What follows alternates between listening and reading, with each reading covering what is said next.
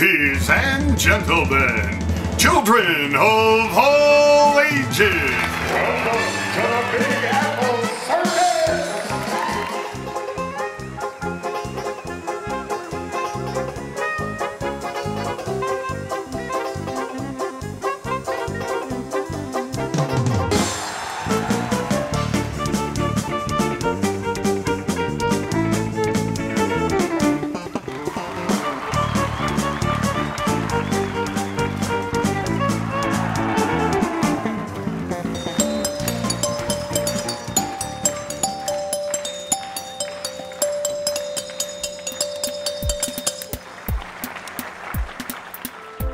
The story begins in Kent, England in 1974, when American entertainers Paul Binder and Michael Christensen became juggling partners. Their goal was a simple one, to make people happy, and they did, performing in England, then France, and America again, to the street. Sheesh.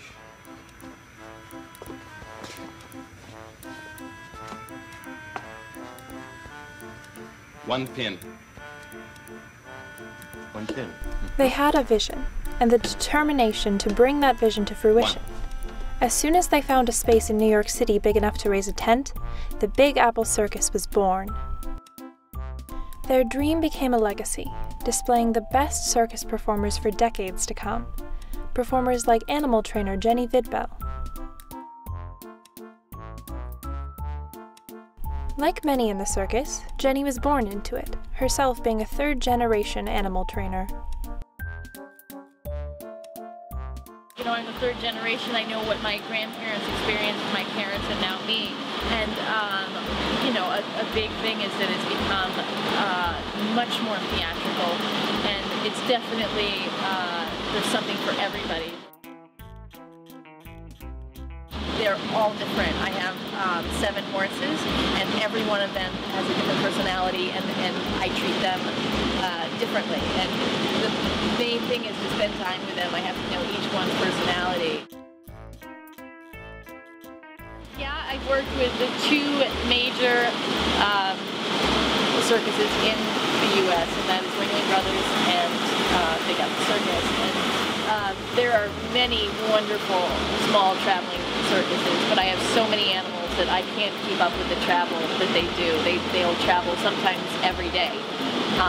And I used to do that when I had a small amount of animals and it was easy to maintain, but now I have so many that it would be impossible for me to keep everybody organized and happy and move it down the road every day. So I love Big Apple because we stay in one spot for a long time.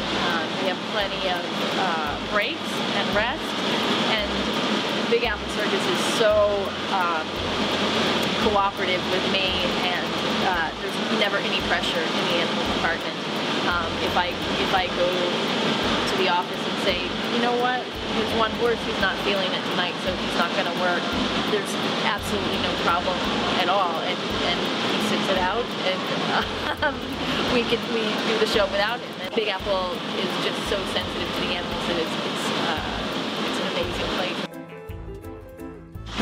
It's not a job, it's my life, and I go to bed at night thinking about them, and they're the last thing I do at night before I go to bed is check on everybody and make sure they're okay and happy, and everything's fine. And in the morning, it's, you know, before my coffee, before, you know, I take one look in the mirror, which could be pretty scary in the morning, I go out and make sure everybody's okay. On the other side of the circus spectrum is John Kennedy Kane, the ringmaster at Big Apple. Unlike many of his fellow performers, he was not born into the circus lifestyle. He ran away to it and embraced it all on his own. My family is we're politicians and used car salesmen, so me joining the circus actually helped our image. What about that little boy who always wanted to join the circus only to grow up and be the ringmaster? That is real magic.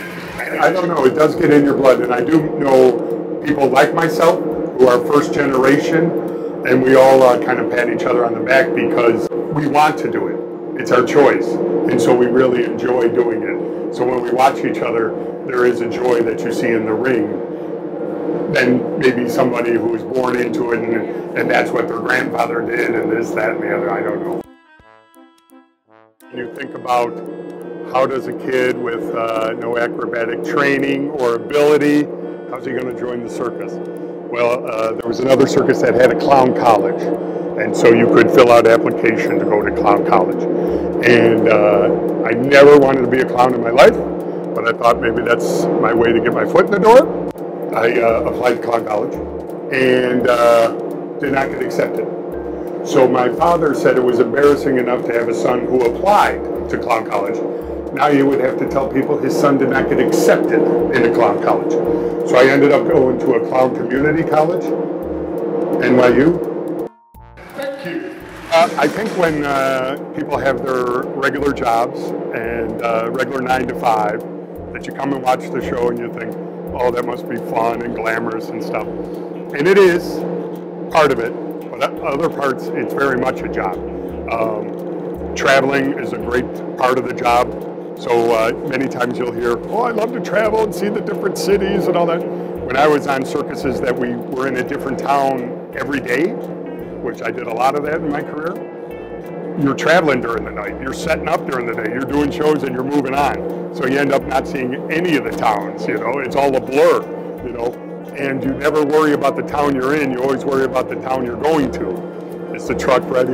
Is everything gassed up? Are we going to make it? What's the weather like? All that kind of stuff. So it's a real, it's not an easy way of life at all. There is something about the size of me that kids, you know, in all their cartoons and all their books, that's the image of the ringmaster. And here, on this show, they made me, asked me to grow the mutton chop. And so it's kind of all fit in now where not only do I sound like the ringmaster, but I look like the ringmaster. And then there's a whole thing of acting like the ringmaster. When you saw the show, it looks like I'm in charge. I don't have one bit of authority backstage, but out in the ring, the audience thinks that I control everything.